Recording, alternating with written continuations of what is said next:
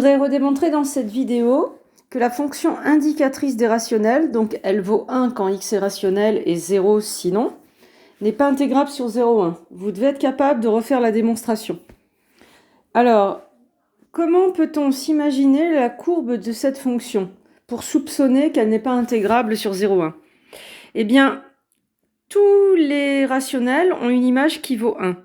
Et des rationnels, il y en a une infinité, et plus que ça. En fait, ils sont denses dans R. Ça veut dire que là, en fait, il faut imaginer plein de points. Et alors, c'est très étrange. C'est des points distincts, mais il n'y a pas d'espace entre eux. Et pareil, ici, pour les irrationnels, ils sont denses dans R. Donc, quand je mets l'image 0, en fait, j'ai plein de points dont l'image vaut 0. Comme ça. Et si je veux le décrire encore avec du langage courant, c'est des points différents, donc espacés, mais sans espace de l'un à l'autre. Il n'y a jamais d'espace sans rationnel entre les deux. Si bien que si vous dézoomez, si vous regardez de loin la courbe de la fonction, elle a l'air de ressembler à ça. Deux droites horizontales, mais en vérité, si on zoome, c'est pas des droites, c'est que des petits points ici. Mais des petits points qui se touchent sans se toucher. Bon bref, une fonction quand même un petit peu exotique. Qu'est-ce qu'on peut soupçonner pour cette fonction? Eh bien, on peut soupçonner que quand on regarde une fonction en escalier plus grande qu'elle, faudra que cette fonction en escalier, les valeurs sur les marches soient plus grandes que 1, puisqu'elle est plus grande. Tout devra être plus grand que 1. Du coup, je peux soupçonner que l'intégrale d'une fonction en escalier plus grande, eh bien, ça sera une valeur plus grande que 1. Et là, quand je prends une fonction en escalier plus petite que f, forcément, ces paliers vont se trouver en dessous de 0. Ça, je peux le soupçonner. Et donc, le i- de f, il risque d'être inférieur à 0. J'ai un i plus grand que 1, je le soupçonne en tout cas, un i moins plus petit que 0. Je pense que i plus moins i moins, c'est forcément plus grand que 1. Et donc, ça ne peut pas être égal à 0, et ça prouverait non intégrable. Et donc, ça me fait une stratégie. Évidemment, je ne peux pas me contenter d'énoncer comme ça mes soupçons vaguement. Il faut démontrer ça avec toute la rigueur mathématique attendue. Donc là, voilà. Ma stratégie de démo, la voici. Je vais montrer que 1 minore l'ensemble des intégrales des fonctions en escalier plus grandes que l'indicatrice des rationnels. J'en déduirai que i+, c'est un inf. Donc c'est le plus grand des minorants.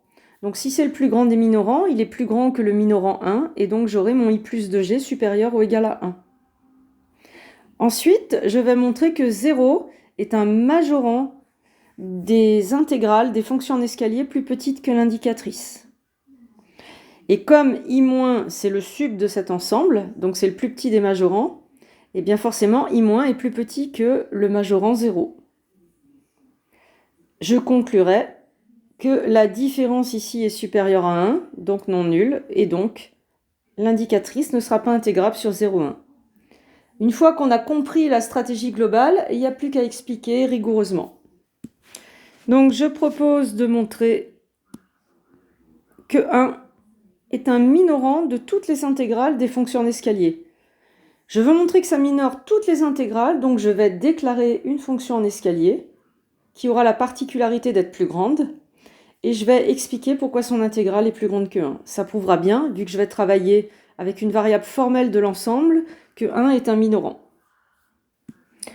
Donc là, il faut bien déclarer votre fonction en escalier formelle, plus grande que l'indicatrice. Du coup, je dis qu'elle est en escalier, je précise que je la déclare plus grande que l'indicatrice, et n'oubliez pas que pour que votre fonction en escalier soit utilisable, on veut quand même son intégrale, eh bien je vais poser une subdivision adaptée, et les valeurs de g sur les petits ouverts de ma subdivision, alpha 1, alpha n.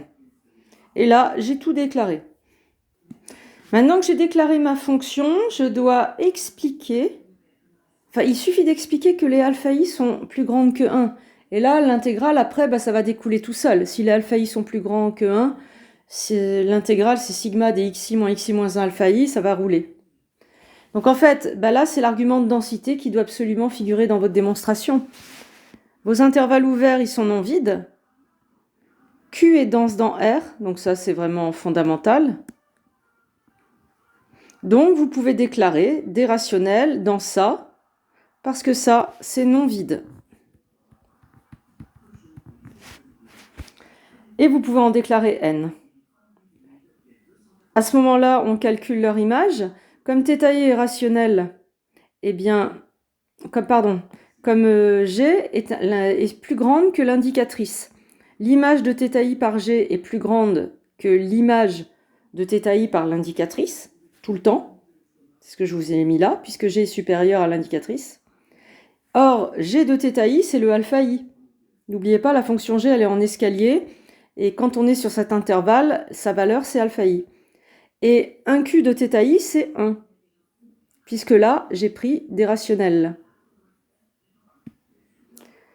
Et maintenant, on est prêt à comparer l'intégrale. Donc l'intégrale de G, je prends la formule. Ici, tout est positif, chaque alpha i est plus grand que 1, donc je peux minorer. Ça, c'est plus grand que 1 fois xi moins 1 en utilisant alpha i plus grand que 1. Ça, c'est une somme télescopique. Sa valeur, c'est xn moins x0. Et comme xn vaut 1 et x0 vaut 0, ça fait 1. Et donc, je récupère que mon i de g est plus grande que 1. Ça y est.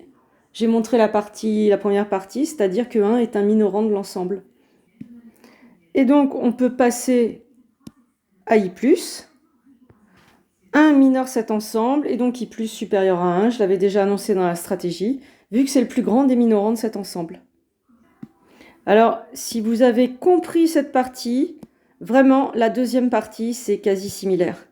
Et donc, je vais accélérer. Pour montrer que 0 est un majorant de cet ensemble, cette fois, mes fonctions sont en escalier plus petites. Je redéclare une fonction en escalier plus petite en mettant bien toutes les infos qui vont bien. Donc, de façon similaire à ce qu'on vient de faire, je déclare une fonction h en escalier plus petite cette fois, une subdivision adaptée. Je reprends les variables alpha i, je les redéclare. C'est pas celle de tout à l'heure, on s'en fout. Et là, vous comprenez bien que je peux poser des irrationnels dans cet intervalle parce qu'il est non vide, parce que les irrationnels sont denses dans R. Et de façon tout à fait similaire à tout à l'heure, on sait que h est plus petite que l'indicatrice, elle a été déclarée comme ça. Du coup, l'image de θi par h est elle aussi plus petite. Cette image, on la connaît, c'est alpha i. Celle-ci, on la connaît, c'est 0. Et du coup, le i de h, on obtient qu'il est inférieur à 0. Et on passe au sup. 0 est majorant, et donc le sup, i moins de iq, il est inférieur à 0. La démonstration est presque finie. Donc, nous, on a montré cette minoration, cette majoration. Je multiplie par moins 1. J'ai moins i moins de iq supérieur à 0. Je peux à présent ajouter. Je vous rappelle qu'on ne soustrait pas les inégalités. On ajoute des inégalités de même sens. Et donc, j'obtiens cette minoration par 1 de la différence. Donc, c'est non nul. Et donc, la fonction indicatrice n'est pas intégrable sur 0,1.